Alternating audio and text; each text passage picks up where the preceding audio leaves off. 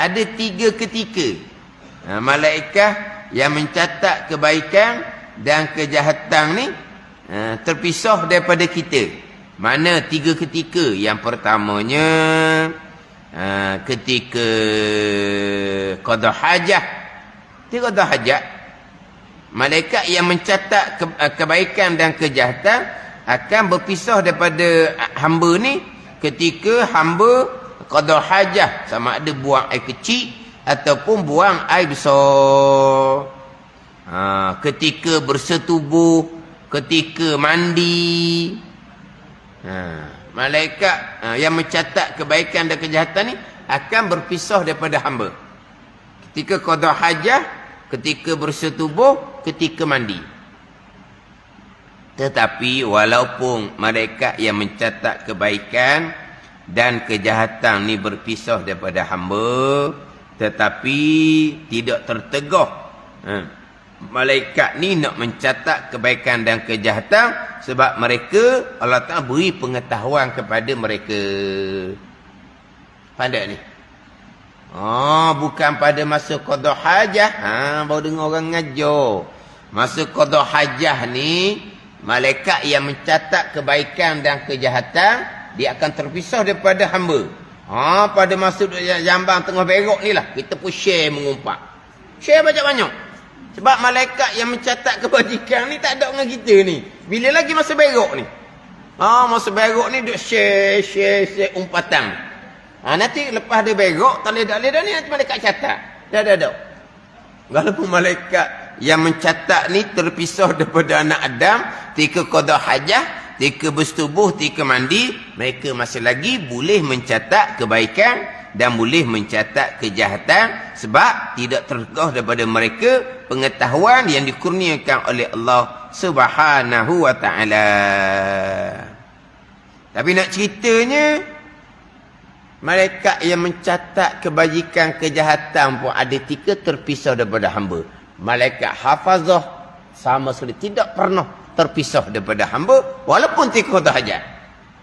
Ini kedudukan malaikat hafazah. Malaikat yang menjaga anak Adam. Walaupun lagi tak faridah nak cerita, tak apalah. Dan memang dah setengah pandangan, malaikat yang mencatat ni wajib diimani atas jalan tafsil juga. Sama dengan malaikat hamalatul arsy.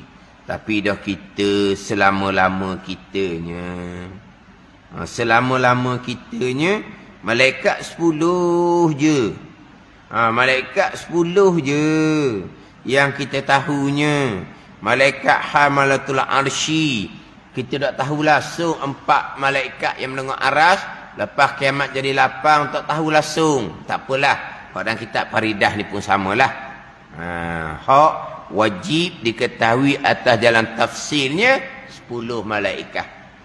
Malaikat hamalatul arsy tidak dinyatakan, tapi kitab faridah sebut malaikat mendengar arah. Jadi malaikat mendengar arah ni wajib diimani atas jalan tafsir ke ijma'? Tidak cerita. Tapi atas jalan tafsir ni 10. Berarti malaikat hamalatul arsy wajib diimani atas jalan ijmal. Ada kitab faridah. Tapi setengah-setengah pandangan tak. Malaikat 10 ni wajib diketahui, diimani atas jalan tafsir satu-satu malaikat, bukan atas jalan ijmal. Situ ada 2 pandangan. Tapi kalau kita ni setakat tahu malaikat 10 yang kita imani atas jalan tafsir pun okey lah. Okey dah tu. 10 malaikat. Mana 10 malaikat ni? Badal. 4 kepala-kepala yang dahulu.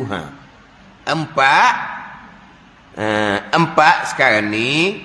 Dan mereka itu malaikat yang wajib diketahui dan diimani atas jalan tafsir 10 malaikat. Koma tak kalau rumi? Koma. Mana 10 ni? 4 kepala-kepala yang dahulu. Mana 4 kepala-kepala yang dahulu? 4 ketua-ketua malaikat yang dahulu. Mana tu malaikat yang dahulu? Saya bicara dahulu kan? Mana yang dahulu? Dan bahawa kepala-kepala mereka itu, ketua-ketua malaikat ni, 4. Iaitu 4, Jibril dan Mikail dan Israfil dan Israel. Ini 4 ni. Ini wajib diketahui atas jalan tafsil. Kepala, 4 kepala-kepala yang dahulu.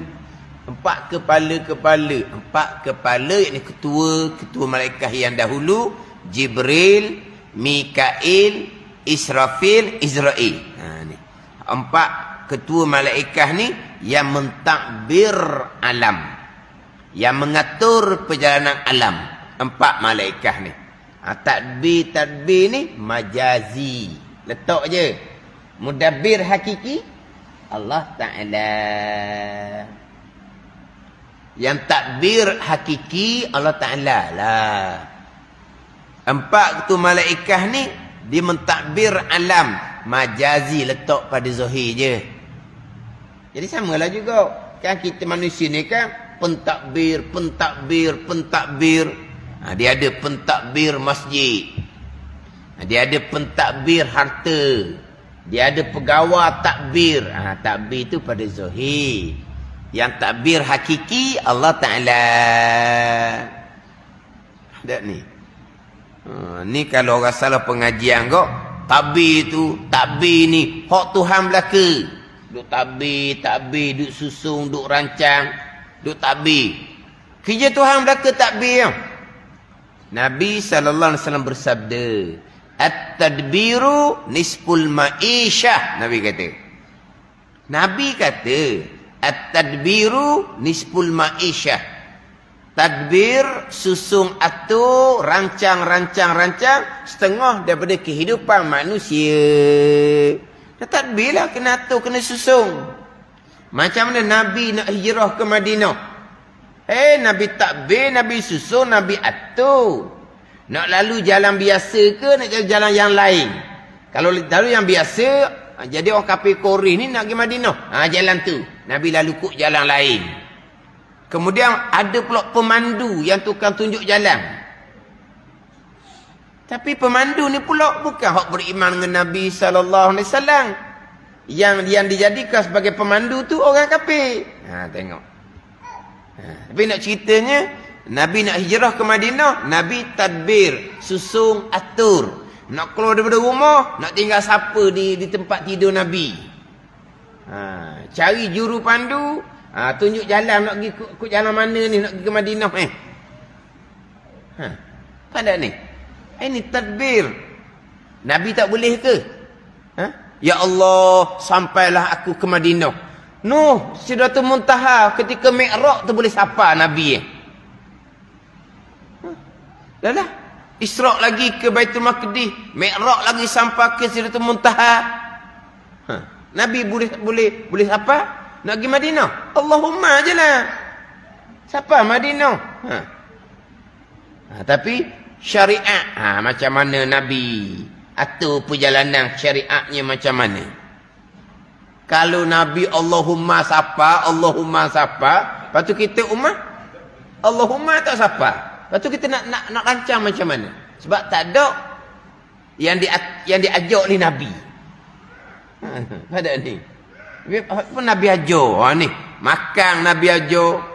Nabi tak makan pun tak apa, sebab Nabi makan syurga dah. Tak perlu makan makanan dunianya. Ada ni. Tapi tak, Nabi makan, Nabi minum, Nabi tidur. Buat perbuatan sebagai manusia biasa. Sebab nak ajar kepada umat. Kamu buat begini. Oh, kalau Nabi mukjizat belaka. Lah. Bila nak ceritanya, Nabi nak hijrah ke Madinah, Nabi atur macam mana. Tadilah daripada mulanya nak ganti siapa tempat tidur Nabi SAW. Tu mana? Tadbir adalah syariat. Tu ada kitab Isqatut Tadbir Gugur takbir, itu bicara hakikat. Itu kan bicara syariat. Tanwil qulub fi isqatit tadbir. Gugur tadbir. Itu bicara hakikat. Baca kita hakikat, tak ada tadbir. Orang apa dengar, macam mana tak ada tadbir ni? Kita nak mari surah imam ni, tak ada tadbir? Tak ada. Tiba-tiba mongeng gitu, bawa kereta siapa gitu? Dok, siap dengan mandi. Nak pakai baju mana? Minggu lepas pakai dah baju ni, minggu ni kena pakai je lain pula. Tu takbir tu. Takbir. Dah, kalau dah air naik, nak pergi ikut jalan mana? Nak pergi ikut jalan mana? Kena takbir. Tanya orang, ikut jalan ni boleh lalu ke tak? Walah, air banyak mana sekalipun, dalam mana sekalipun, hak Tuhan belakangnya, air tak payah bekas. Hak langgar air tu. Hola Allahumma langgar air. Hilang dengan atak-atak, timbul kat depan pula. Tak apa. Tahu jadi gitu. Jangan main. Mak haji nak pergi mana air dalam ni? Allahumma. Dia pun berjalan. Tergelang dengan atak-atak kereta, timbul kat depan. Tu baru ya. Mana? Tadbir lah. Nak pergi kot ni, Allah sibuknya jalan. Pusing kat belah sana pula. Pusing belah sana pula. Apa tu? Tadbir. Susung atur. Tapi hakikinya, hak Tuhan belaka pegangan. Ada ni. Jadi 4 malaikat ni, dia mentadbir alam. Pada zahir hakikinya, semuanya daripada Allah. Jadi 10 malaikat yang wajib diketahui atas jalan tafsirnya 10 malaikat. Mana 10 ni? 4 kepala paling dahulu dan mungkar dan nakir yang bertanya keduanya akan segala orang mati. Mana mungkar nakir tanya akan orang yang mati. Muka nakir ni lah yang tanya orang beriman, yang tanya orang yang fasik banyak dosa, tanya orang yang kafir. Muka nakir belaka. Ini pandangan muktamad.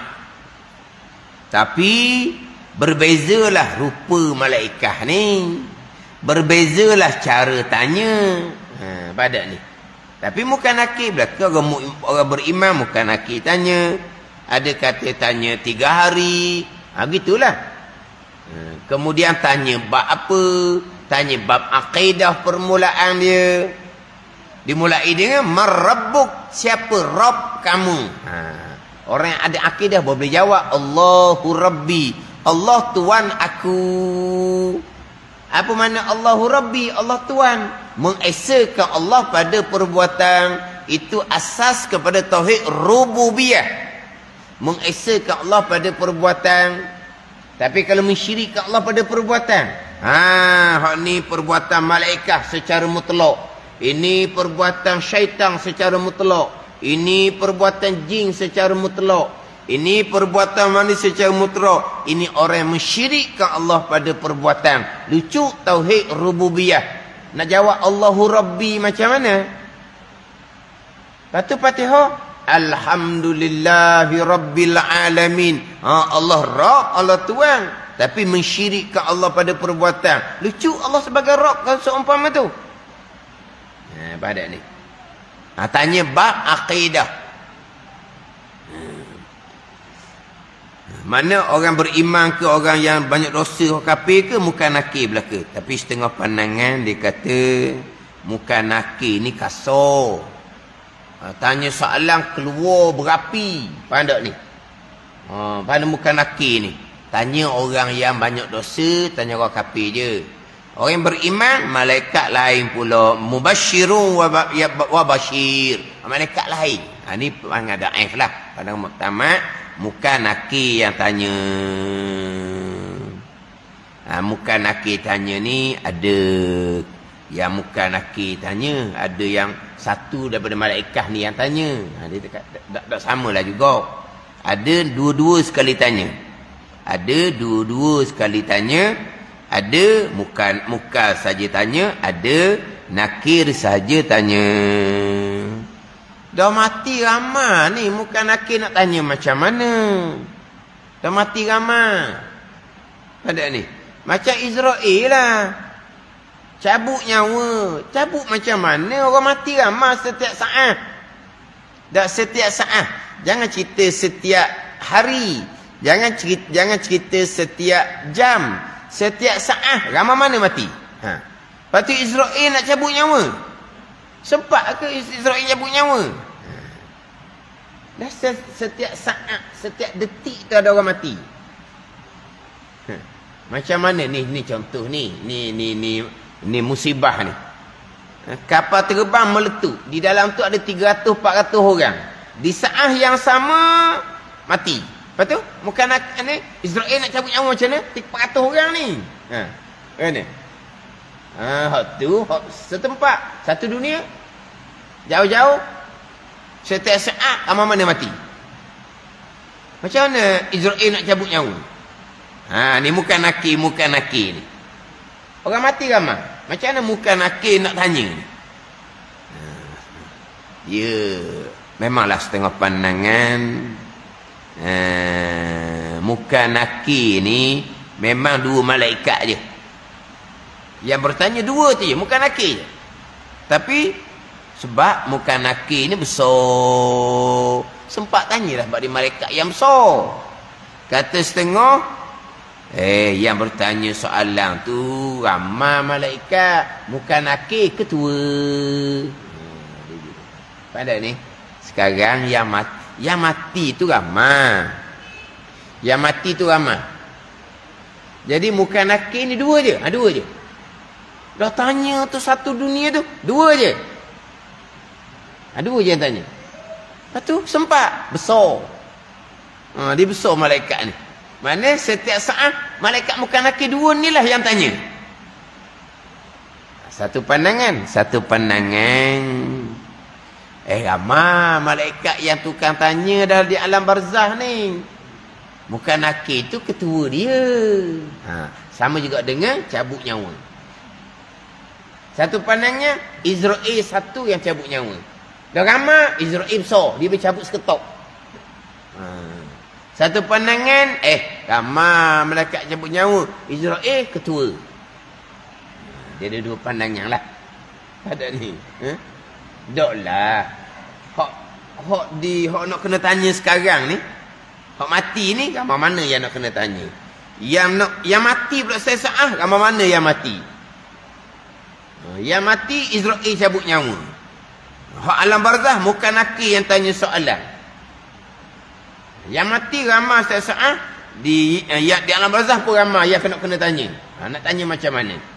Satu jawapannya malaikat besar disempat tanya, disempat cabut nyawa satu dunia.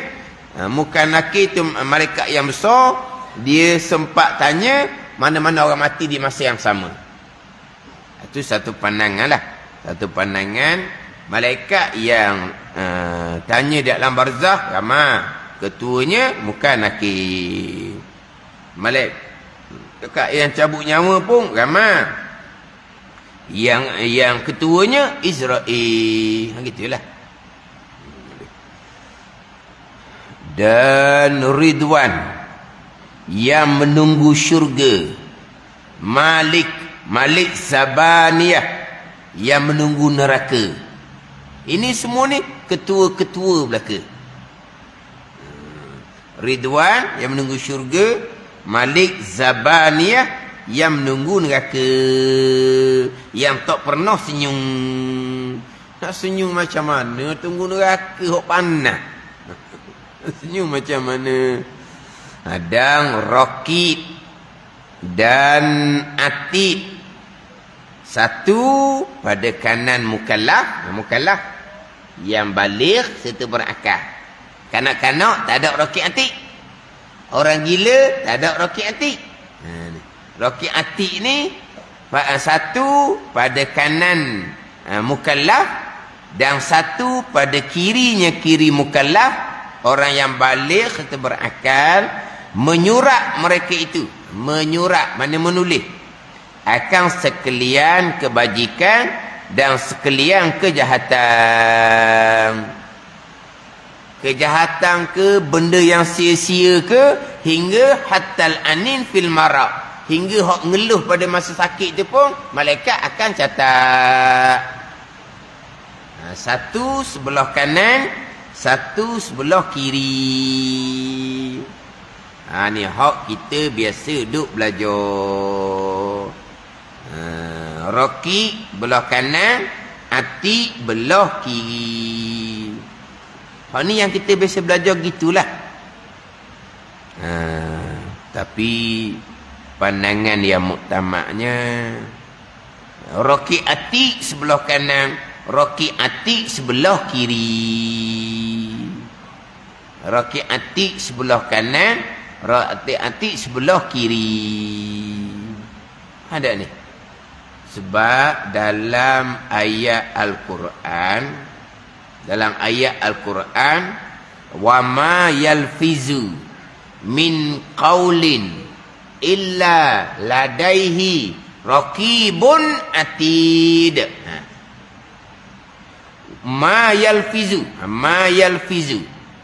min qaulin illa ladaihi raqibun atid. Tidak bertutur ia daripada satu perkataan, melainkan di sisinya raqibun atidun. Raqibun wa ati ke raqibun atidun? Raqibun atidun, raqi ati. Tuhan tak kata raqibun wa ati, raqib dan atid. Ada. Raqibun atid. Mana raqi ati belah kanan, raqi ati belah kiri. Dan raqi ati ni pula, setengah pandangan bukan nama bagi malaikat yang mencatat. Bukan nama bagi malaikat yang mencatat. Raqi ati ni sifat bagi malaikat yang mencatat. Sifat bagi malaikat yang mencatat. Sifat dia raqib. Apa dia raqib? Hafiz, yang memelihara. Atid, apa dia atid? Hadir, yang sentiasa hadir. Sifat bagi malaikat, malaikat yang mencatat kebaikan dan kejahatan. Bukan raqib nama malaikat, belah kanan pula duduk. Atid nama bagi malaikat, belah kiri pula duduk.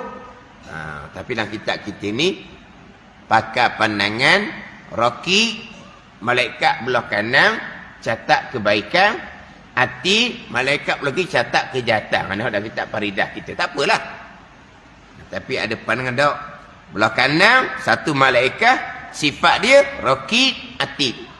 Belah kiri malaikat yang mencatat kejahatan, sifat dia raqib atid.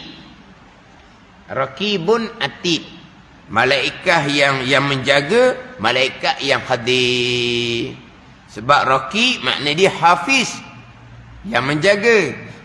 Atid nama dia hadir, yang hadir lah. Malaikat katabah, katibun, malaikat yang mencatat kebaikan, malaikat yang mencatat kejahatan. Kemudian catatan kebaikan, catatan kejahatan, catatan yang berasingan, catatan yang lain-lain. Catatan yang lain-lain antara catatan kebaikan dengan catatan kejahatan. Tapi kalau kita duk pegang macam kitab Faridah ni, sama macam sama-sama dah. Malaikat nama dia raqib, belah kanan catat kebaikan. Malaikat namanya atid, belah kiri catat kejahatan. Okeylah. Itu pada satu pandangan. Pada ni ada pandangan tidak. Raqib atid sifat bagi malaikat yang mencatat kebaikan sebelah kanan satu, malaikat yang mencatat kejahatan sebelah kiri satu. Sifat dia raqib atid. Ada gitu. Selesai hak 10 malaikat yang wajib diimani atas jalan tafsir. Dan wajib i'tiqad bahawasanya ada bagi Allah Ta'ala beberapa kitab yang diturunkan atas beberapa rasulnya. Ini hak rukun iman lah ni. Selesai rukun yang kedua, malaikat. Nak masuk pada rukun iman yang ketiga, kitab pula. Yang mana beriman dengan malaikat, beriman dengan kitab, semua ni termasuk akhir sekali beriman dengan hari kesudahan, kesemuanya masuk di bawah beriman dengan Rasul. Masuk di bawah wa asyhadu anna Muhammadar Rasulullah. Beriman dengan Nabi sallallahu alaihi wasallam sebagai Rasulullah. Nabi cerita malaikat, beriman. Nabi cerita kitab, beriman. Nabi cerita rasul-rasul yang lain, beriman. Nabi cerita bab hari akhirah, beriman. Jadi kesemua tu masuk di bawah wa asyhadu anna Muhammadar Rasulullah. Asas kepada iman adalah beriman dengan Allah, beriman dengan Nabi SAW. Aqaidul iman yang 50. Itu asas dia. Baru turun pada kitab dan malaikat, kitab akhir dalam kitab faridah ni hari kesudahan. Itu semua masuk di bawah beriman dengan Rasul, masuk di bawah wa asyhadu anna Muhammadar Rasulullah. Wallahu a'lam.